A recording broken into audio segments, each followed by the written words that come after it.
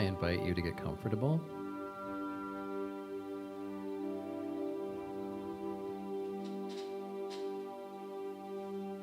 We're going to start by remembering and realizing that we are part of the earth. I invite you to picture yourself in your bare feet, walking on some grass that maybe has a little bit of dew on it.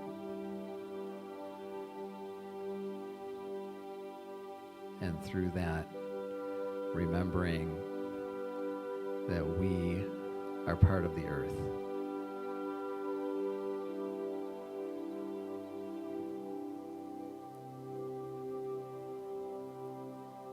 And then I invite us to look up at the imaginary sky above our head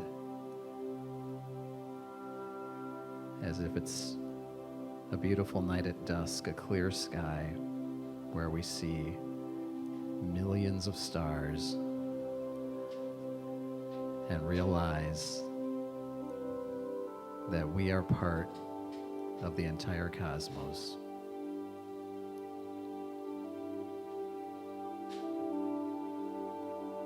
And from this place of remembering that we are from the earth and we are of the cosmos, I invite us to focus our attention on our breath.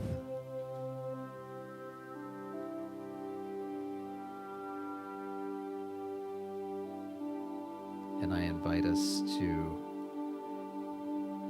breathe in and out through our nose. And if our nose is a little stuffy today and that's not comfortable, I invite you to breathe in and out through your mouth. But I invite you to do all mouth or all nose and not alternate, and see what that feels like.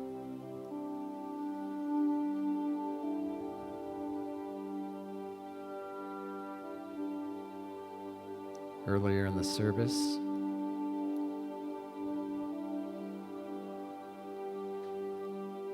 Josie did the opening prayer,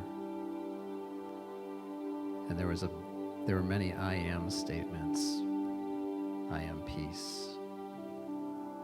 I am joy. I am love.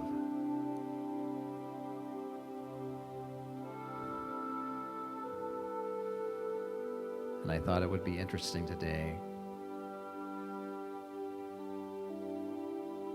to maybe take that a step further for ourselves and just enjoy being.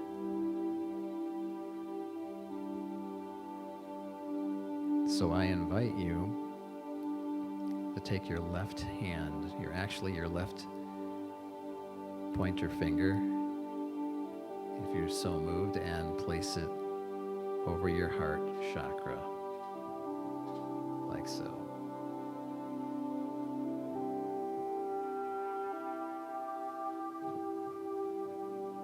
And then I invite you to take your right index finger at the same time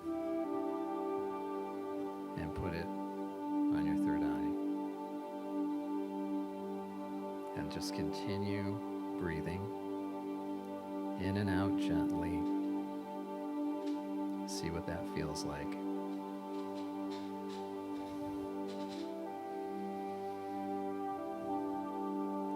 And then instead of stating an I am statement and placing something after it,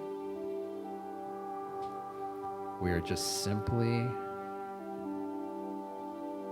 going to bathe in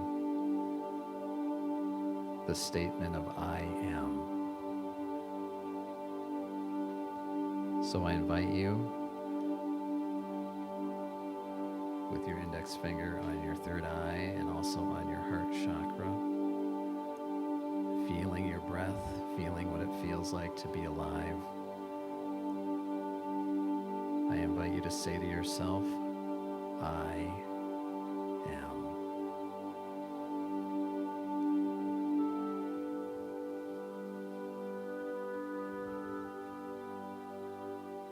feel what it feels like to just be, with no pressure to be anything in particular, simply to be. I am.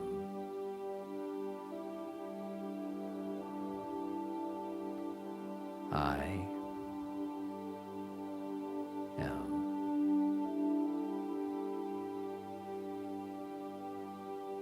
And as we say that phrase, that mantra, that truth of ourselves, we sit in silence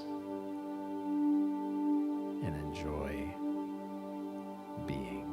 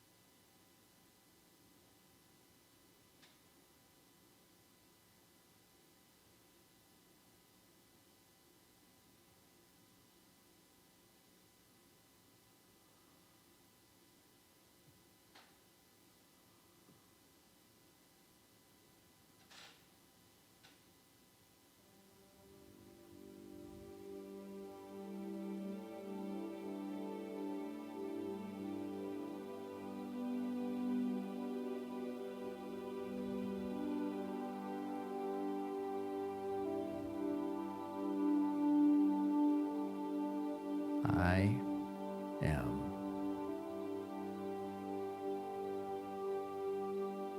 How did it feel to just be? Was it peaceful? Did you feel your inner power?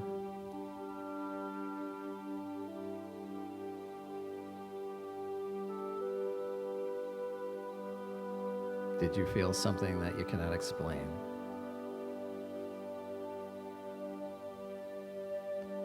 Whatever you felt is valid and exactly the way it should be.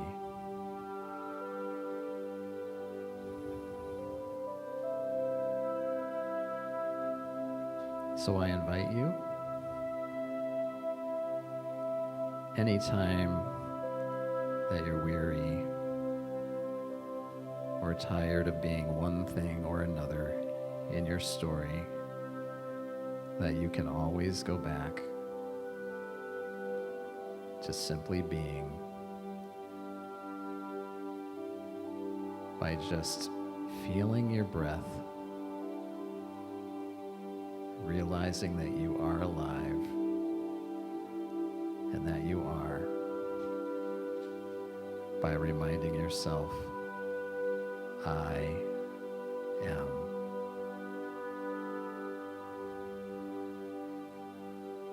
I am. I am.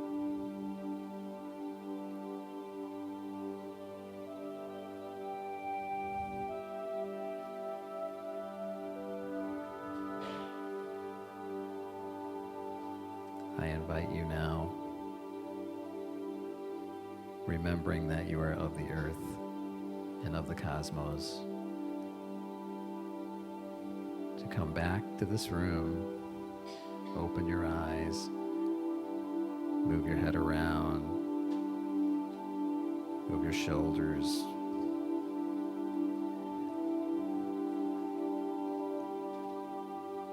and thank you for joining me in this meditation.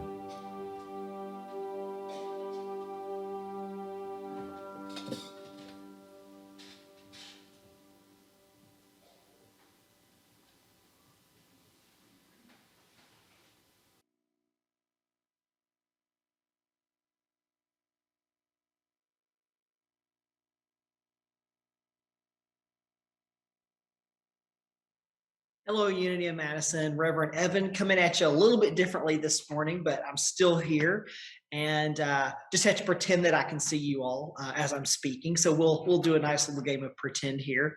But for those of you who I've never met before, I'm Reverend Evin Wilkins. I'm the minister here at the Unity of Madison. And if you're here for the first time, I'd like to thank you, whether you're in person, whether you are online, in whichever way you choose to join us. I hope to be able to meet you in person sometime soon. So I will be back next week for Halloween. And in fact, I'm looking forward to that. I've got a really cool costume that just kind of goes along with one of my hobbies that some of you are familiar with. And I'm not going to say any more because I don't want to give it away. So anyway, today we're going to say that love is our superpower.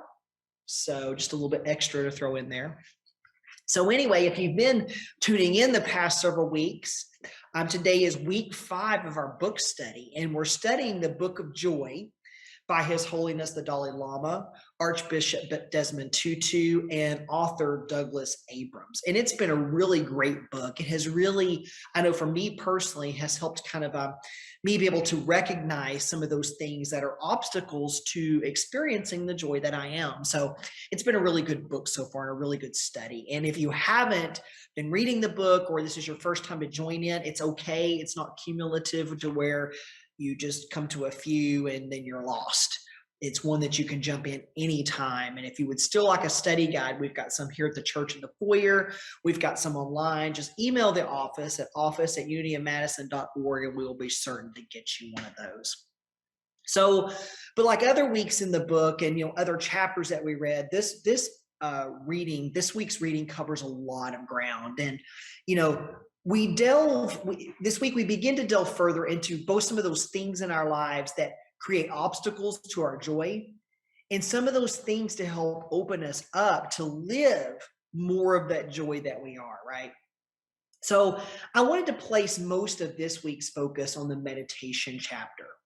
And I'm not sure that I don't know that we really talk about meditation as often as we should, especially since it's just a staple of a spiritual practice and a spiritual path.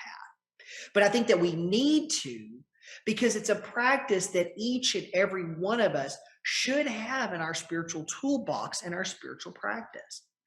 Now, I don't think it's likely a big surprise to anybody that the Dalai Lama would have a regular meditation practice, right? I don't think that surprises anybody to find that out. And I remember several years ago when I was just beginning my spiritual path, from the religious path to more of a spiritual path. And I would say, when I consciously begin my spiritual path, right? Because I think all of us are on one, whether we're conscious of it at any given time or not. But, I remember when I started to think about meditation, and I started thinking, okay, maybe I should try this. Maybe this is something I should put in my own toolbox.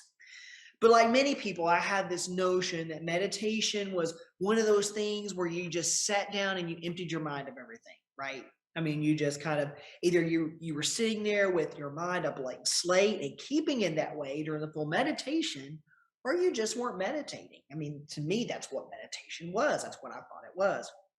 So I tried it. I tried it multiple times, but every time a thought would enter my mind, I would just give up and be like, nope, done, can't do it. Thoughts are in my mind that I just can't be doing it, right? So it came as no surprise that I didn't stick with a meditation practice for very long during that time.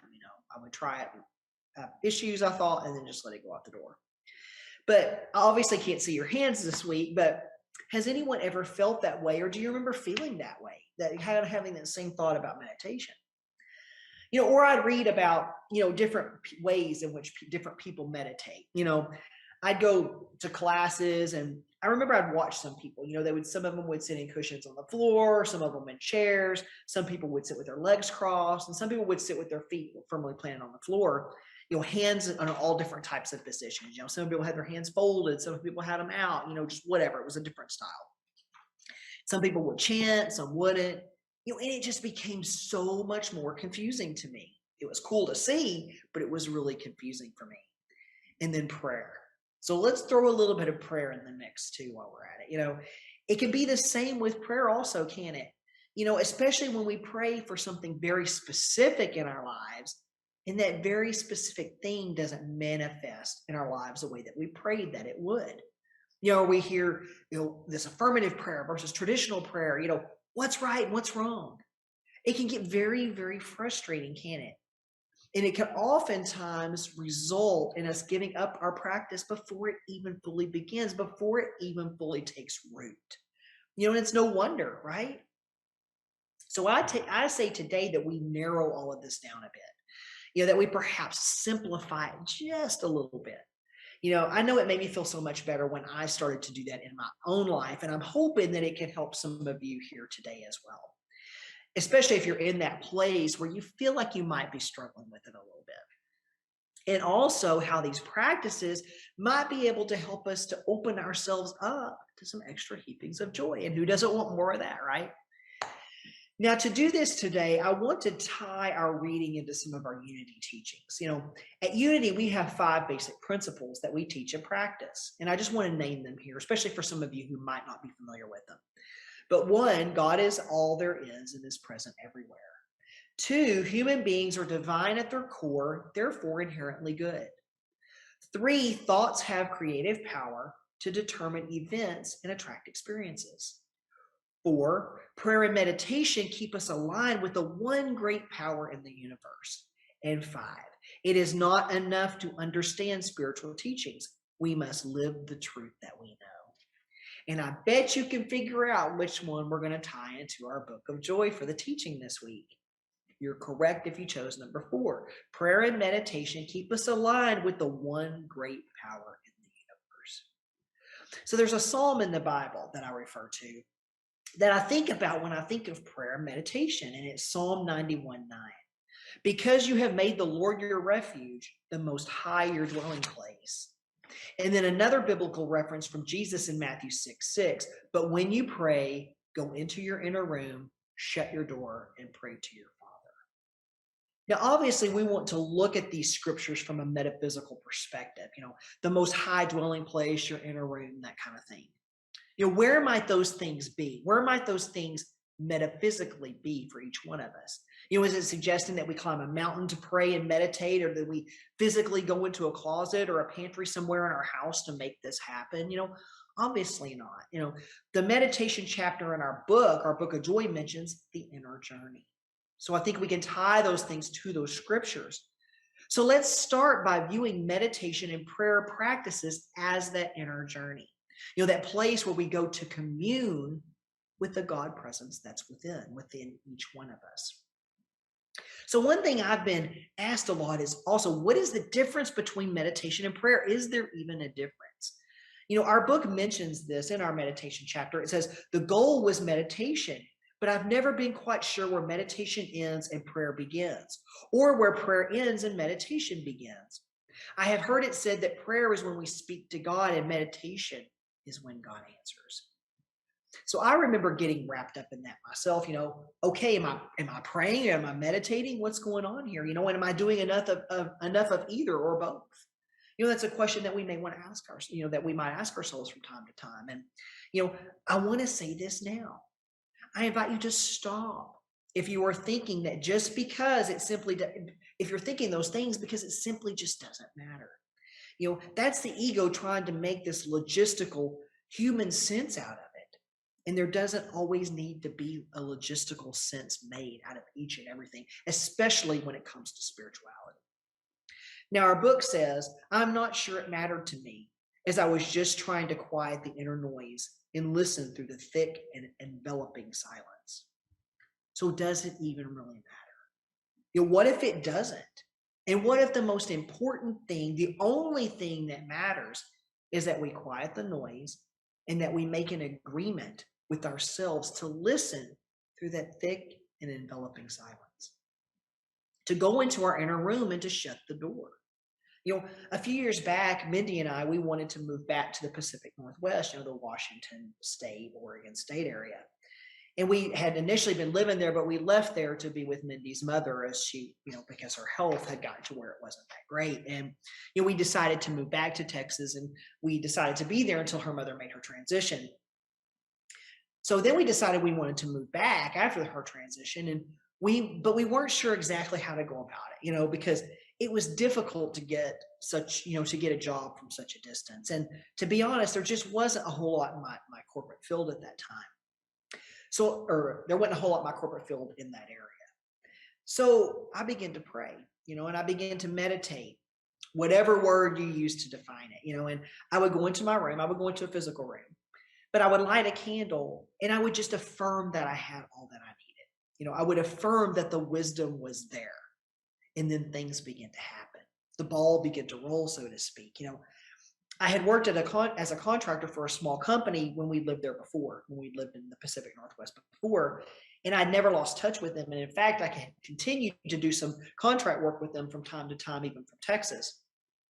And they called me one day and they told me they had enough for a full-time job, and they asked me if I wanted the job, if I wanted to move back and take their job.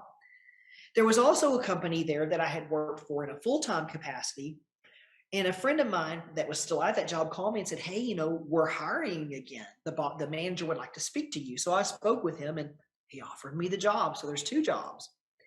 And there was also, it actually didn't stop there. There was also another company that I had applied for, and they called me and they fly me out for an interview. So I went out for the interview and I felt it went really well. And by the time the wheels touched back down, when I got back home to Texas, they had already left me a message offering me the job. And not only did they offer me the job, they also offered me the highest salary and offered to pay our full moving expenses for Mindy and I to move there. So you can probably guess which one we took, right? The third one. But I fully believe that these things set into motion because I shut out all of the noise during my prayer and meditation.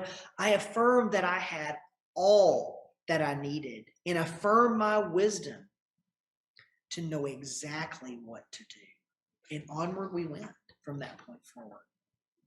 So, and I also believe that I lived in my consciousness. See, spirit resides here, resides inside of here, inside of each one of us. And far too often, we're thinking about, we become enmeshed and entangled in the things that are going on out here. It's almost like being on 2 different floors of a house. We're here, and spirit's here on a second room of the house. It becomes very difficult to hear each other when we're whispering from separate rooms in the house, right?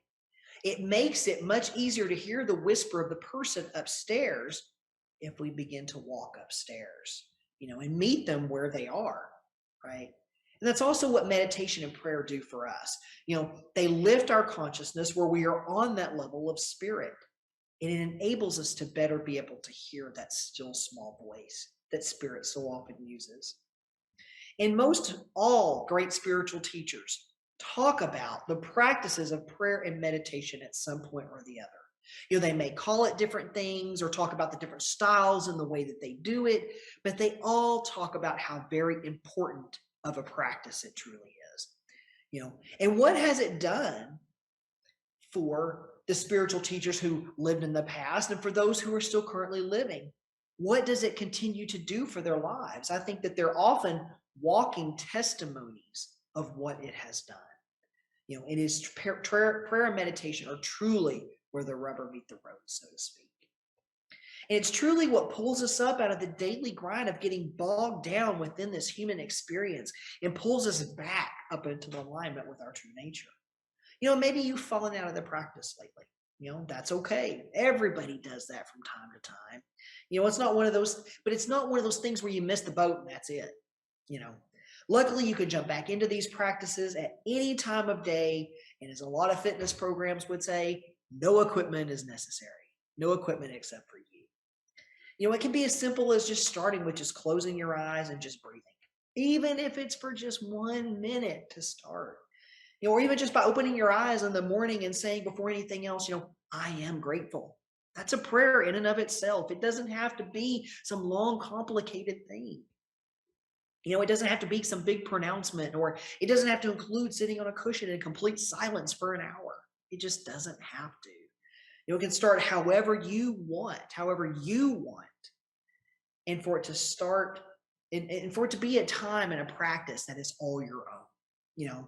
It doesn't have to mimic the style and practice of your favorite teacher or spiritual guru. It doesn't have to match that practice of your friend or your spouse. It is yours and yours alone. Practice it how you feel led to practice it, because only you can know that.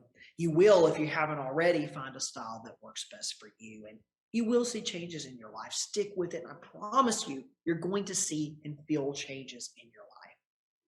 So back to our unity principles for a moment. The principle that addresses prayer and meditation. Prayer and meditation keep us aligned with the one great power in the universe. And these practices, these spiritual tools are going to help you to be able to remove those obstacles that block your joy. These are going to open you up in ways that you never imagined. I promise you. So namaste, everybody. It's been wonderful to be with you today, even if only a video. Mindy and I are out of town. We've decided to take a trip. And I know that Steve or one of our board members is going to come up and talk to you about the board meeting and give you an update. And it's been wonderful to spend time with you all this morning. And I will see you next Sunday on Halloween. Remember, costumes. Take care, everybody. Have a wonderful rest of your day, and see you next week. Bye-bye.